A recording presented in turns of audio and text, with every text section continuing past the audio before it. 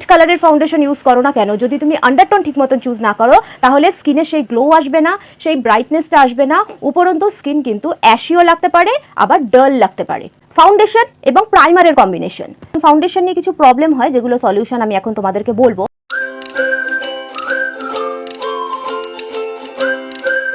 Hello বন্ধুরা, perfect you makeup চ্যানেলে তোমাদের সবাইকে স্বাগত জানিয়ে শুরু করছি আজকের ভিডিওটা। তো লাস্ট উইকের ভিডিওতে নিজের skin tone, skin type, undertone হিসাবে কিভাবে তোমরা ফাউন্ডেশন চুজ করবে বা নিজের আন্ডারটোনটা কিভাবে বুঝবে সেটা নিয়ে আমি ভিডিও দিয়েছি। যারা এখনও দেখোনি আমি উপরে লিঙ্ক দিয়ে দিচ্ছি, দেখে নিও। তাহলে আজকের ভিডিওটা যেটা কন্টিনিউয়েশন হচ্ছে, এই ভিডিওটা বুঝতে তোমাদের খুব সুবিধা হবে। কেমন? কুল টোনের, ধরো কুল আন্ডারটোনের কেউ আছে, সে যদি ওয়ার্ম আন্ডারটোনের ফাউন্ডেশন অ্যাপ্লাই করে তাহলে অবশ্যই ফেসটা কিন্তু ব্রাইটনেসটা আসবে না। যতই তুমি ফেয়ার ফাউন্ডেশন ইউজ করো না কেন, যতই তুমি মানে ব্রাইট কালারের ফাউন্ডেশন ইউজ করো না কেন, যদি তুমি আন্ডারটোন ঠিক মতন চুজ না করো তাহলে স্কিনে সেই গ্লো আসবে না, সেই ব্রাইটনেসটা আসবে না, উপরন্তু স্কিন কিন্তু অ্যাশিও লাগতে পারে, আবার ডাল লাগতে পারে। কেমন? সেই কারণে আন্ডারটোন চুজ করাটা কিন্তু খুব দরকার। স্কিন টাইপ হিসাবেও কিন্তু ফাউন্ডেশন চুজ করাটা খুব দরকার। অয়েলি এবং কম্বিনেশন স্কিন, যাদের স্কিনে অয়েল সিক্রিয়েশন হয় তারা কিন্তু সবসময় ম্যাট ফাউন্ডেশন অ্যাপ্লাই করবে, ম্যাট ফাউন্ডেশন। কেমন? যাদের স্কিনে অয়েল সিক্রিয়েশন হয় না, মানে নর্মাল টু ড্রাই স্কিন, তোমাদের জন্য dewy foundation, illuminating foundation, hydrating foundation, serum foundation, এগুলো কিন্তু ড্রাই বা নর্মাল স্কিনরা অ্যাপ্লাই করতে পারো। কেমন? এবার বলি ফাউন্ডেশনের টাইপটা কি করে বুঝবো, কোনটা ওয়াটার বেস ফাউন্ডেশন, কোনটা সিলিকন বেস ফাউন্ডেশন এবং কোনটা ক্রিম বেস ফাউন্ডেশন, সেটা কি করে বুঝবো? ওয়াটার বেস ফাউন্ডেশনে তোমরা দেখবে ফাউন্ডেশনের ইনগ্রিডিয়েন্টস যেখানে লেখা থাকে, এটা আমি এলে গার্লের প্রো কভারেজ এই ফাউন্ডেশনটা নিয়েছি, এটা একটা ওয়াটার বেস ফাউন্ডেশন। ফাউন্ডেশনের ইনগ্রিডিয়েন্টস সবসময় চেক করবে। ইনগ্রিডিয়েন্টসের মধ্যে সবার ফার্স্টে দেখবে অ্যাকোয়া বা ওয়াটার লেখা আছে। আমি এখন এখানে তোমাদেরকে বোঝাতে পারবো না, আমি তোমাদেরকে এখন এখানটা দেখাতে পাচ্ছি না, কিন্তু এখানে ফার্স্টেই ইনগ্রিডিয়েন্টসের প্রথমেই ওয়াটার অ্যাকোয়া লেখা আছে। ঠিক আছে, এটা একটা ওয়াটার বেস ফাউন্ডেশন। তারপরে ইনসাইটের এইচডি, এই যে ফাউন্ডেশনটা আছে, এটারও ফার্স্টে ওয়াটার লেখা আছে, তারপরে সিলিকন লেখা আছে, মানে এটা অয়েলি স্কিনের জন্য পারফেক্ট ফাউন্ডেশন। ঠিক আছে, এটা আমি এখানে মেবেলিনের আমার যে বটলটা আছে সেখান থেকে সব পরিষ্কার হয়ে গেছে, সেখানটায় কিচ্ছু বোঝা যাচ্ছে না ইনগ্রিডিয়েন্টস। আমি এখানে মেবেলিন ফিটমিট টিউব তোমাদেরকে দেখাচ্ছি, কম্বিনেশনটা একই আছে, টিউব বটল যাই থাক কম্বিনেশনটা একই থাকে, এটা টিউবে ওটা বটলে। বটলের পুরো মানে কাগজ উঠে গেছে, পরিষ্কার হয়ে গেছে, সেই কারণে আমি তোমাদেরকে এখান থেকে বলে দিচ্ছি। এখানেও তোমার ইনগ্রিডিয়েন্টসে প্রথমেই অ্যাকোয়া ওয়াটার লেখা আছে। ফার্স্টেই দেখবে ইনগ্রিডিয়েন্টস থেকে লেখা আছে, ইনগ্রিডিয়েন্টসে যদি ওয়াটার লেখা থাকে বা অ্যাকোয়া লেখা থাকে তাহলে সেটা কিন্তু water base foundation. Water base foundation সবাই ইউজ করতে পারো। ঠিক আছে, সবাই, dry skin, normal skin, oily skin, সবাই ইউজ করতে পারো। আমি এই ফাউন্ডেশনটা এই কারণে আনলাম, এটা একটা ওয়াটার বেস ফাউন্ডেশন ঠিকই, কিন্তু এটা কিন্তু অয়েলি স্কিনের জন্য না, এটা ড্রাই স্কিনের জন্য। এটা একটা ডিউই ফাউন্ডেশন, ইলুমিনেটিং ফাউন্ডেশন। ঠিক আছে, এটা খুব সুন্দর একটা হাইড্রেটিং ডিউই একটা লুক দেয় এই এলে গার্লের এই ফাউন্ডেশনটা। তো এটা কিন্তু ওয়াটার বেস হওয়া সত্ত্বেও কিন্তু এটা ডিউই ফাউন্ডেশন। ঠিক আছে, তো ওয়াটার বেস ফাউন্ডেশন যে শুধু ম্যাটই হবে সেটার কোনো মানে নেই। ওয়াটার বেস ফাউন্ডেশন ডিউই হাইড্রেটিংও হতে পারে। ঠিক আছে, আবার ওয়াটার বেস ফাউন্ডেশন কিন্তু ম্যাটও হতে পারে। এই ফাউন্ডেশনটা যেরকম মেবেলিনের ফাউন্ডেশন, এটাও কিন্তু ওয়াটার বেস ফাউন্ডেশন, কিন্তু এটা ম্যাট ফাউন্ডেশন। এটা ওয়াটার বেস ফাউন্ডেশন কিন্তু এটা ডিউই ফাউন্ডেশন। ঠিক আছে, তো ওয়াটার বেস ফাউন্ডেশন ডিউইও হতে পারে, ওয়াটার বেস ফাউন্ডেশন ম্যাটও হতে পারে। তো স্কিন টাইপ অ্যাকর্ডিং কিন্তু তোমরা ডিউই এবং ম্যাটটাকে ডিফারেন্স করবে। ওয়াটার বেসটা কিন্তু সবাই ইউজ করতে পারো। ঠিক আছে, ওয়াটার বেস যেটা সেটা সবাই ইউজ করতে পারো, শুধু স্কিন টাইপ অনুযায়ী তোমরা ডিউই, ইলুমিনেটিং, হাইড্রেটিং এবং ম্যাট এই জিনিসগুলোকে আলাদা করে নেবে। ঠিক আছে, ফাউন্ডেশনেরও কিছু কিন্তু কম্বিনেশনস আছে। কম্বিনেশনসগুলো যদি তোমরা ঠিক মতন ইউজ না করো তাহলেও কিন্তু ফাউন্ডেশন খারাপ হয়ে যেতে পারে। ঠিক আছে, ফাউন্ডেশন এবং প্রাইমারের কম্বিনেশন করাটাও কিন্তু ভীষণ ইম্পর্টেন্ট। ঠিক আছে, ফাউন্ডেশনটাকে ধরে রাখা বা মেকআপটাকে ঠিক রাখার জন্য প্রাইমারের যে বেসটা থাকে, মানে ওয়াটার বেস হোক, সিলিকন বেস হোক বা ক্রিম বেস হোক, প্রাইমার সেটার সঙ্গে কিন্তু সেইভাবেই তোমাকে কম্বাইন করে সিলিকন বেস, ওয়াটার বেস বা ক্রিম বেস ফাউন্ডেশন অ্যাপ্লাই করতে হবে। কেমন? প্যাকেজিং বা বটলে ভেতরে কি আছে সেটা জানাও কিন্তু খুব দরকার। কেমন? তুমি ধরো নিজের স্কিন টাইপ অনুযায়ী বা নিজের স্কিন টোন অনুযায়ী নিয়ে আসলে একটা ফাউন্ডেশন, ধরো আমার অয়েলি স্কিন, আমি আমার অয়েলি স্কিনের ওপরে আমি ম্যাট ফাউন্ডেশন অ্যাপ্লাই করলাম। ঠিক আছে, কিন্তু আমি কি করেছি আগে ভুলটা, আমি ওয়াটার বেস বা সিলিকন বেস প্রাইমার অ্যাপ্লাই না করে আমি একটা ক্রিম বেস প্রাইমার অ্যাপ্লাই করেছি। ঠিক আছে, ক্রিম বেস প্রাইমার অ্যাপ্লাই করেছি, তারপরে আমি ধরো একটা ওয়াটার বেস ফাউন্ডেশন অ্যাপ্লাই করলাম। কিছুক্ষণ পরে কি হবে, ফাউন্ডেশনটা ছাড়তে থাকবে। তেলে জলে যেমন মিল খায় না, অয়েলের ওপরে যেরকম ওয়াটার, ঠিক না, তেলের ওপরে যেরকম জল মেশে না, সেই রকমই ক্রিম বেস প্রাইমারের ওপরে কিন্তু ওয়াটার বেস ফাউন্ডেশন কখনোই ম্যাচ করবে না। মেকআপ কিছুক্ষণ পরে নিজের জায়গা থেকে সরে যাবে, ছাড়তে থাকবে, ঠিক আছে, ফেটে ফেটে যাবে, ছাড়তে থাকবে মেকআপ। কেমন? বা কত সময় হয় হয়তো হাত লাগলো, মেকআপ হাতে চলে আসলো, এরকমও প্রবলেমটা হয় যদি তুমি ফাউন্ডেশনের সাথে সঠিক প্রাইমার অ্যাপ্লাই না করো, বা প্রাইমার যেটা আছে সেটার সঙ্গে যদি তুমি সঠিক ফাউন্ডেশন অ্যাপ্লাই না করো, ঠিক আছে। এবার আমি কম্বিনেশনসগুলো বলে দিচ্ছি। ওয়াটার বেস প্রাইমারের সাথে ওয়াটার বেস ফাউন্ডেশন, ঠিক আছে। ওয়াটার বেস প্রাইমারের সাথে ওয়াটার বেস ফাউন্ডেশন সব থেকে best combination, all skin type সবাই ইউজ করতে পারো, ঠিক আছে। ড্রাই, নর্মাল, অয়েলি কম্বিনেশন সবাই ইউজ করতে পারো, কিন্তু অয়েলি স্কিনের ক্ষেত্রে অয়েল সিক্রিয়েশনের প্রবলেমটা যেহেতু খুব বড় একটা প্রবলেম, সেই কারণে সিলিকনটাকে বেছে নেওয়াটা বেশি ইম্পর্টেন্ট, ঠিক আছে।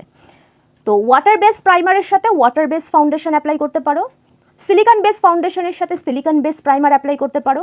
অয়েলি এবং কম্বিনেশন স্কিনের জন্য বেস্ট হচ্ছে সিলিকন বেস প্রাইমারের সাথে সিলিকন বেস ফাউন্ডেশন, এটা সব থেকে বেস্ট, মানে কোনো প্রবলেম হবে না মেকআপ নিয়ে, ঠিক আছে। আরেকটা কম্বিনেশন হচ্ছে ক্রিম বেস প্রাইমারের সাথে ক্রিম বেস ফাউন্ডেশন। এই যে কম্বিনেশনগুলো, এগুলো কিন্তু সব থেকে ভালো যায়, সেটাও কিন্তু স্কিন অ্যাকর্ডিং হয়, ঠিক আছে। অনেক কিছু বেছে বুঝে নিয়ে তারপরে কিন্তু প্রোডাক্ট অ্যাপ্লাই করতে হয়। অয়েলি স্কিন বা কম্বিনেশন স্কিনের জন্য সব থেকে ভালো হচ্ছে সিলিকন বেস প্রাইমার এবং সিলিকন বেস ফাউন্ডেশন। সেই জায়গায় তুমি সিলিকন বেস প্রাইমারের সাথে সিলিকন বেস ফাউন্ডেশন অ্যাপ্লাই না করে ওয়াটার বেস ফাউন্ডেশন অ্যাপ্লাই করতে পারো। কেমন? সিলিকনের সঙ্গে ওয়াটারটা কিন্তু যায়।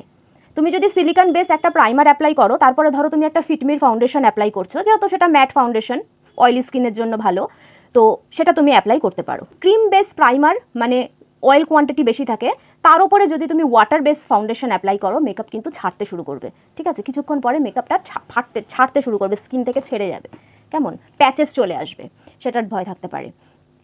তো কম্বিনেশনসগুলোকে বোঝা কিন্তু খুব দরকার। বটলের বা প্যাকেজিংয়ের ভেতরে কি আছে সেটা কিন্তু জানাটা খুব দরকার। প্রোডাক্টের বটল বা প্যাকেজিংয়ের ভেতরে কি আছে তোমরা গুগল থেকে একবার সার্চ করে ইনগ্রিডিয়েন্টসগুলো দেখে তারপরে তোমরা প্রোডাক্ট চুজ করো, কেমন। এটা খুব ভাইটাল একটা পয়েন্ট। মানে মেকআপ খারাপ হয়ে যাচ্ছে, বুঝতে পারছি না, আমি তো সবই করছি, পাউডার লক করছি, ফিক্সার স্প্রে করছি, তাও না আমার মেকআপটা চলে না, আমার মেকআপটা না কিছুক্ষণ পরে মেকআপ উঠে যায়, বসেই না। এই কারণে এই প্রবলেমগুলো হয় যে স্কিন টাইপ অনুযায়ী প্রোডাক্ট চুজ না করা এবং কম্বিনেশনসটা ঠিকমতো না রাখা প্রাইমারের সাথে ফাউন্ডেশনের। তো ওয়াটার বেস প্রাইমারের সাথে ওয়াটার বেস ফাউন্ডেশন বা সিলিকন বেস ফাউন্ডেশন তোমরা অ্যাপ্লাই করতে পারো, ঠিক আছে। ওয়াটার আর সিলিকনের কম্বিনেশনটা কিন্তু হয়, ঠিক আছে। ওয়াটার বেস প্রাইমার বা সিলিকন বেস প্রাইমারের সাথে তোমরা ওয়াটার বেস ফাউন্ডেশন বা সিলিকন বেস ফাউন্ডেশন অ্যাপ্লাই করতে পারো, কিন্তু ক্রিম বেসটা চলে না। ক্রিম বেসটা চলে না কারণ ক্রিম প্রোডাক্টের মধ্যে অয়েল কোয়ান্টিটি বেশি থাকে। ক্রিম বেস ফাউন্ডেশন মেইনলি কোনগুলো হয়? যেগুলো স্টিক ফাউন্ডেশন হয়, ঠিক আছে, স্টিকের যে ফাউন্ডেশন হয় সেটা ক্রিম বেস ফাউন্ডেশন হয়। আরেকটা থাকে হচ্ছে তোমার প্যালেটের যে ফাউন্ডেশনগুলো, প্যালেটে ধরো কয়েকটা কালার একসঙ্গে থাকে, সেই ফাউন্ডেশনসগুলো সেগুলোও কিন্তু ড্রাই স্কিনের জন্য, ঠিক আছে, এগুলোতে অয়েল কোয়ান্টিটি বেশি থাকে, ঠিক আছে। মেবেলিন ফিটমি ফাউন্ডেশনের কোন কালারগুলো, কোন শেডগুলো ওয়ার্ম স্কিন টোনের জন্য এবং কোন শেডগুলো কুল স্কিন টোনের জন্য, ঠিক আছে, নাম্বার সহ ডিটেলসে আগে বলা আছে, আমি ওপরে লিঙ্ক দিয়ে দিচ্ছি, তোমরা এই ভিডিওটা দেখো, ফাউন্ডেশন সম্পর্কে আরও অনেক ক্লিয়ার তোমরা বুঝতে পারবে, ঠিক আছে, যে শেড কী করে চুজ করবে। এবার বলবো ফাউন্ডেশন নিয়ে যে প্রবলেমসগুলো হয় সেগুলো সম্পর্কে। সবার প্রথম প্রবলেম, ফাউন্ডেশন তো আমি কিনে আনলাম, দোকানে তো বুঝতে পারিনি, বাড়িতে আসার পরে দেখছি আমার শেডটা না একটু লাইট হয়ে গেছে, বেশি সাদা লাগছে, বা আমার শেডটা না একটু ডার্ক হয়ে গেছে। এবার কি করব? তাহলে কি আরেকটা ফাউন্ডেশন কিনবো একটু লাইট কালার বা একটু ডার্ক কালারের, তাহলে মিক্সিং করলে আমার পারফেক্ট শেডটা আসবে? আমার তো বাজেট ছিল 600 টাকা, সেখানটায় আমার 1200 টাকা খরচা হয়ে যাবে আরেকটা যদি আমি ফাউন্ডেশন কিনতে যাই, তাই তো? এই প্রবলেমটা সলিউশন হচ্ছে কনসিলার। তুমি যে ফাউন্ডেশনটা লাইট কালারের বা ডার্ক কালারের যে ফাউন্ডেশনটা তুমি এনেছো সেটা তুমি অ্যাপ্লাই করার আগে হাতে নিয়ে নাও, তার সাথে যদি লাইট কালারের ফাউন্ডেশন হয় তাহলে একটুখানি ডার্ক কালারের কনসিলার তার মধ্যে মিক্স করে দাও, বা যদি ফাউন্ডেশনটা ডার্ক কালারের হয় তাহলে তার মধ্যে একটু লাইট কালারের কনসিলার মিক্স করে দাও, তারপরে তুমি অ্যাপ্লাই করো, দেখবে একদম পারফেক্ট শেড পাবে, কেমন। এবার একটা প্রবলেম, সেটা হচ্ছে ওয়াটার বেস যদি ফাউন্ডেশন হয় তাহলে কিন্তু তোমাকে ওয়াটার বেস কনসিলারই অ্যাপ্লাই করতে হবে, ঠিক আছে। ওয়াটার বেস যদি ফাউন্ডেশন হয় তাহলে কিন্তু মিক্সিংয়ের সময় তোমাকে ওয়াটার বেস কনসিলারটাই মিক্স করতে হবে। তুমি এখানে অন্য কোনো মানে ক্রিম বেস বা তুমি ধরো ক্রিম প্যালেটের যে ক্রিম কনসিলার সেটা মিক্স করলে তাহলে কিন্তু সেটা ভালো মতন মিক্স হবে না, ঠিক আছে, সেটা কিন্তু মিক্স হবে না, কেমন। তো ওয়াটার বেস ফাউন্ডেশনের সাথে তুমি ওয়াটার বেস যে কনসিলার সেটাই কিন্তু দেবে, যে টিউবের যে কনসিলারগুলো হয় বা স্টিকের যে কনসিলার, সুইস বিউটির যে কনসিলারটা আছে সেগুলো, বা ল্যাকমি, আমি সাইডে তোমাদেরকে পিকচার দিয়ে দিচ্ছি, তোমাদের বুঝতে সুবিধা হবে। এই কনসিলারগুলো হচ্ছে ওয়াটার বেস কনসিলার। তো এই কনসিলারগুলো কিন্তু ওয়াটার বেস ফাউন্ডেশনের সঙ্গে তোমরা মিক্স করতে পারো।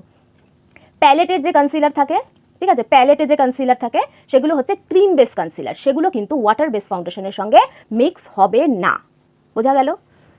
তো এটা একটা প্রবলেম সলভ করে দিলাম।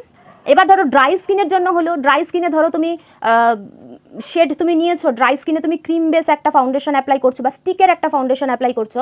তুমি স্টিক ফাউন্ডেশনটা অ্যাপ্লাই করার পরে তারপরে তুমি কিছুটা যে কনসিলার থাকে, ক্রিম বেস কনসিলার, পটের কনসিলার বলো বা প্যালেটের কনসিলার বলো, সেগুলোও তুমি ওপর দিয়ে অ্যাপ্লাই করে তারপরে তুমি ব্লেন্ড করো একসাথে, তাহলে দেখবে একটা পারফেক্ট শেড আসবে। ঠিক আছে, প্রথমে স্টিক ফাউন্ডেশনটা অ্যাপ্লাই করলে তার উপরে তুমি একটু ডার্ক বা একটু লাইট, যেমন তোমার দরকার, লাইট হলে ডার্ক, ডার্ক হলে লাইট কনসিলার অ্যাপ্লাই করলে তার উপরে কিছুটা অল্প সামান্য, তারপরে তুমি ব্লেন্ড করো। তা দুটো মিলে খুব সুন্দরভাবে তোমার স্কিনের সঙ্গে ব্লেন্ড হয়ে যাবে, তোমার অ্যাকচুয়াল স্কিন টোনের মতন হয়ে যাবে। কেমন? বোঝা গেল? এবার নেক্সট প্রবলেম সলভ করি। নেক্সট প্রবলেম হচ্ছে আমার ফাউন্ডেশন না কিছুক্ষণ পর কালো হয়ে যায়, খুব কালো কালো লাগে দেখতে। অয়েলি স্কিনের এই প্রবলেমটা সব থেকে বেশি হয়। অয়েলি স্কিনে যেহেতু অয়েল সিক্রিয়েশন হয়, তো অয়েল সিক্রিয়েশন হওয়ার পরে যে ফাউন্ডেশনটা আমি অ্যাপ্লাই করেছি সেটা অয়েলের সঙ্গে মিক্স হয়ে এয়ারে যে অক্সিজেন আছে সেটার টাচে এসে অক্সিডাইজ হয়ে যায়। ঠিক আছে, কালারটা চেঞ্জ হয়ে যায়। অয়েলি স্কিনে এই প্রবলেমটা সব থেকে বেশি হয়। এই যে কালার চেঞ্জ হওয়া, এটাকেই বলে অক্সিডেশন। কেমন? যাদের খুব অয়েল সিক্রিয়েশন হয় তারা সবসময় নিজের স্কিন টোন থেকে একটুখানি লাইট শেড, মানে এক শেড লাইট ফাউন্ডেশন যদি অ্যাপ্লাই করো, তাহলে কি হবে, অয়েল সিক্রিয়েশন ওটা ন্যাচারাল প্রসেস হবেই। তো তার সঙ্গে যখনই তোমার ফাউন্ডেশন মিক্স হবে, অয়েলের সঙ্গে ফাউন্ডেশন মিক্স হয়ে যখন কালারটা ডার্ক হবে, তখন কি হবে, সেই এক শেড লাইট ফাউন্ডেশনটা একটু ডার্ক হয়ে তোমার অ্যাকচুয়াল স্কিন টোনের সঙ্গে মিলে যাবে। কেমন?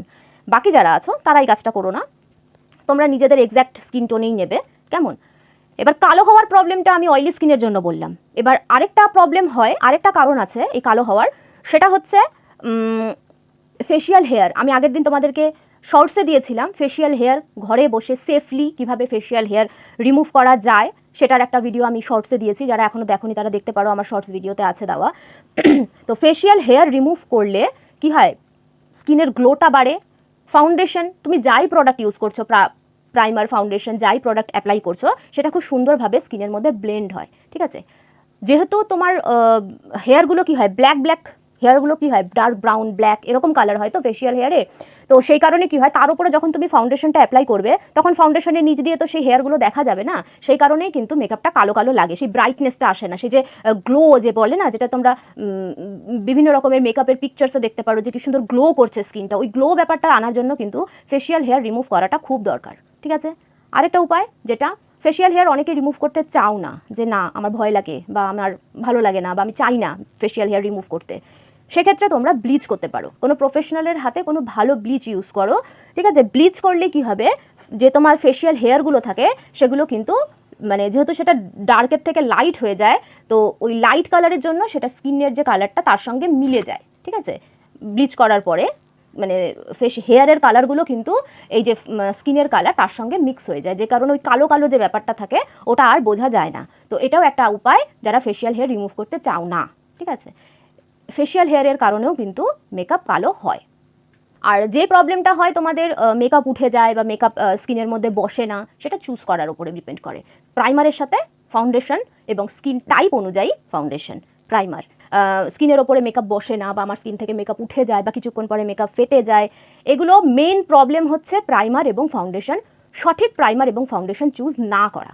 ঠিক আছে, স্কিন টাইপ অনুযায়ী প্রাইমার এবং ফাউন্ডেশন যদি তুমি চুজ করো, তাহলে এই যে প্রবলেমগুলো হয়, মেকআপ ফেটে যাওয়া, মেকআপ স্কিনের ওপরে বসে না, কিছুক্ষণ পরে মেকআপ উঠে যায়, নাকের ওপর থেকে মুখের পাশ থেকে মেকআপ উঠে যায়, এই জিনিসগুলো কিন্তু হবে না যদি তুমি নিজের স্কিন টাইপ অনুযায়ী, oily skin, normal skin, dry skin, combination skin, যে স্কিন টাইপ সেই টাইপ অনুযায়ী তুমি প্রাইমার এবং ফাউন্ডেশনটাকে চুজ করবে।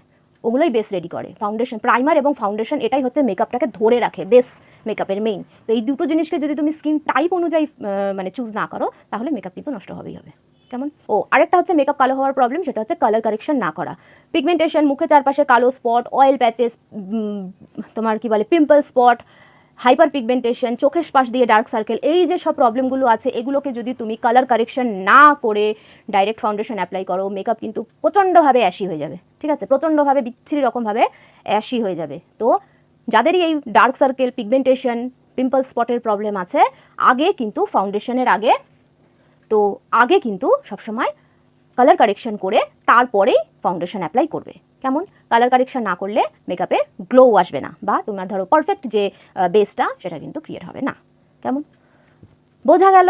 অনেক কিছু বললাম ফাউন্ডেশন সম্পর্কে। এবার বলবো, তোমরা যারা এখনো পর্যন্ত আমার আগের ক্লাসেসগুলো দেখোনি, ডে 1, ডে 2, ডে 3, এই যে ক্লাসগুলো আছে এগুলো যদি তোমরা ভালো করে দেখো তাহলে কিন্তু মেকআপ সম্পর্কে সম্পূর্ণ খুব সুন্দরভাবে বুঝতে তোমাদের কোনো অসুবিধা হবে না। এত সুন্দর ডিটেলসে আমি মেকআপের ক্লাসগুলো করিয়েছি তোমাদেরকে। যদি কোনো প্রশ্ন থাকে আমাকে অবশ্যই কিন্তু কমেন্টে জানিও। খুব যত্ন করে আমি ভিডিওগুলো করি, মানে চেষ্টা করি যত পয়েন্টস সম্পর্কে বলা যায় বলার চেষ্টা করি, ঠিক আছে। তো অনেকেই আছে যারা হয়তো টাকা খরচা করে মেকআপ শিখতে পারে না, ঠিক আছে, অনেকেই আছে, শখ আছে, ইচ্ছা আমি সাজবো, অনেকেই সাজতে ভালোবাসে, আমি নিজেও সাজতে ভীষণ ভালোবাসি। তো যারা ধরো সাজতে ভালোবাসে কিন্তু মানে খরচা করার অভাবে বা টাকার পয়সার অভাবে হয়তো ভালো কোনো ইনস্টিটিউট বা মেকআপ আর্টিস্টের কাছ থেকে শিখতে পারছে না, তাদের জন্য আমার ভিডিওসগুলো ভীষণ হেল্পফুল হবে। আশা করি আমি মানে সবটা দিয়ে তোমাদেরকে শেখাতে পারছি। আমি তোমাদেরকে একটা প্রশ্ন করতে চাই, সেটা হচ্ছে যারা ধরো নতুন মেকআপ শিখেছো বা হাতে খড়ি হয়েছে মেকআপে, নতুন নতুন মেকআপ করছো, ধরো ক্লায়েন্টকে মেকআপ করে দিচ্ছ বা নিজে মেকআপ সেলফ মেকআপ করছো না কেন, নতুনদের অনেক সময় অনেক রকম প্রবলেম হয়, ঠিক আছে, মানে এটা পারছি না, এটা হচ্ছে না, এইটা করলে এই প্রবলেমটা আসছে, কেন হচ্ছে বুঝতে পারছি না। যদি এরকম ধরনের কোনো প্রশ্ন থাকে, মানে মেকআপ করাকালীন যদি তোমরা কোনো প্রবলেম ফেস করেছো, এরকম কিছু হয়, তাহলে তোমরা আমাকে কমেন্টে জানাতে পারো। আমি নেক্সট ভিডিওতে বা পরবর্তী ভিডিওগুলোতে আমি সেসব নিয়েও কিন্তু আলোচনা করব, ঠিক আছে, ডিটেলসে আলোচনা করব। এখনো পর্যন্ত যেরকম ফাউন্ডেশন নিয়ে ক্লাসটা করলাম, তো ফাউন্ডেশন বা প্রাইমার নিয়ে যদি তোমাদের কোনো প্রবলেম থাকে বা কালার কারেকশন নিয়ে যদি কোনো প্রবলেম থাকে, সে সম্পর্কে তোমরা কিন্তু আমাকে বলতে পারো, ঠিক আছে। তো যারা আজকে ফার্স্ট টাইম আমার ভিডিও দেখছো এবং যারা দেখো কিন্তু এখনো সাবস্ক্রাইব করোনি, ঝটপট সাবস্ক্রাইব করে নোটিফিকেশন বেলটা অন করে দাও, তাহলে যখনই ভিডিও আপলোড করি, যাই ভিডিও আপলোড করি, তোমাদের কাছে নোটিফিকেশনস পৌঁছে যাবে। আর ভিডিওসগুলো হেল্পফুল হচ্ছে কিনা অবশ্যই কিন্তু আমাকে কমেন্ট করে জানিও। যারাই ভিডিও দেখো প্লিজ প্লিজ প্লিজ একটা ছোট্ট কমেন্ট করে দিও ভিডিওটা হেল্পফুল হচ্ছে কি না। তোমরা এতক্ষণ পর্যন্ত ভিডিও দেখো কিনা আমি তাও জানি না, ঠিক আছে, হয়তো আগেই বন্ধ করে দাও, সে কারণে আমার মেসেজও তোমাদের কাছে যায় না। তো যা বলার আমি লাস্টেই বলি, ঠিক আছে। তো তোমরা প্লিজ একটু কমেন্ট করে জানিও আমাকে যে ভিডিওটা হেল্পফুল হচ্ছে কিনা। তাহলে আর কি, দেখা হবে নেক্সট উইক। খুব ভালো থেকো সবাই আর প্র্যাকটিস করো। তাহলে চলি।